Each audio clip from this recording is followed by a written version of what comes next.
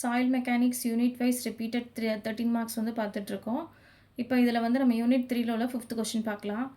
Explain the theory of estimation of stress distribution in the soil and Boussinesq's assumptions to derive point load expression.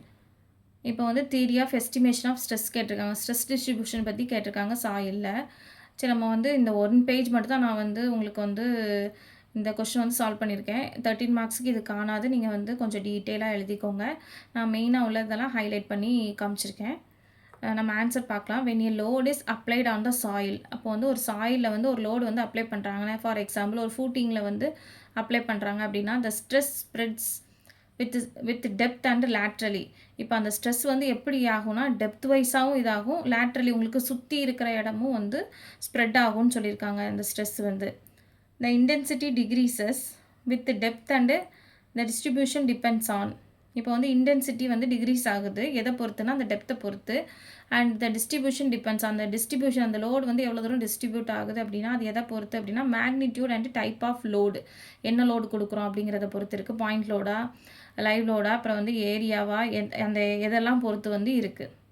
அதுக்கப்புறம் வந்து depth of interest, அதுக்கப்புறம் வந்து soil properties, அந்த சாயிலோட property இதெல்லாம் பொறுத்து தான் வந்து உங்களுக்கு வந்து அந்த டிஸ்ட்ரிபியூஷன் வந்து இருக்குது.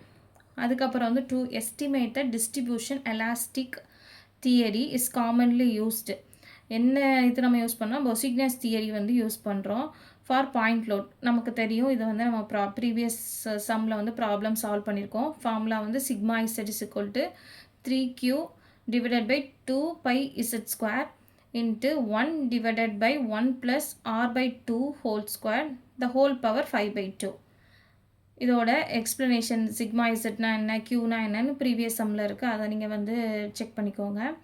அசம்ஷன் என்னலாம் அப்படின்னா சாயில் இஸ் ஹோமோஜீனியஸ் சொல்லியிருக்காங்க. சாயில் வந்து எங்கே சாயில் எடுத்தாலும் அது வந்து ஒன்று போல தான் இருக்குதுன்னு வந்து ஹோமோஜீனியஸாக அசியூம் பண்ணியிருக்காங்க.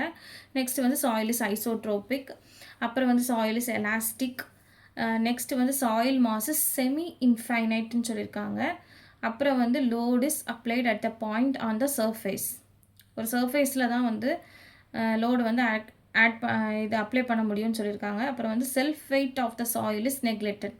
அந்த சாயிலோட வெயிட்டு, அதோட வெயிட்டை வந்து நெக்லெக்ட் பண்ணியிருக்காங்க.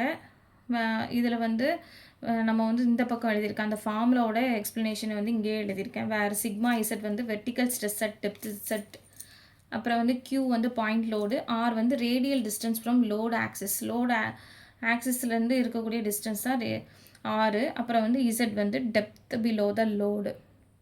இது வந்து ஒரு ஹைலைட்டாக உள்ள ஹிண்ட்ஸ் மாதிரி தான் இந்த கொஷனுக்கு வந்து நான் எழுதியிருக்கேன். இது வந்து 13 மார்க்ஸுக்கு கண்டிப்பாக காணாது. நீங்கள் கொஞ்சம் டீட்டெயில்டாக இந்த கொஷினை வந்து எக்ஸ்பிளைன் பண்ணி எழுதிக்கோங்க. நம்ம அடுத்த சம்மில் பார்க்கலாம். தேங்க்யூ.